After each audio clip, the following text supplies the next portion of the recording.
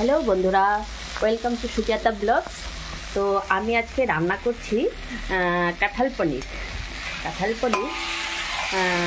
তো কাঁঠাল সেদ্ধ করা ছিল, আলু কাঁঠাল, তো পনিরটা ফ্রাই করে তেলের মধ্যে, তো এটা সব একবারে আমি মিক্স করে রান্না করছি, ঠিক আছে। তো মশলা টশলা সব দিয়ে দিয়েছি, তো সেটা হয়ে গেছে, কষানো হয়ে গেছে। তো আমি একটু গরম জল দিয়ে দিব, গরম জল দিয়ে দিয়েছি।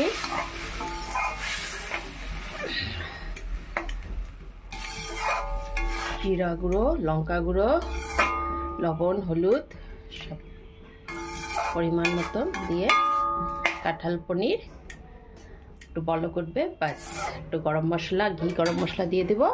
আমার রান্না কমপ্লিট। তো বাই বাই বন্ধুরা।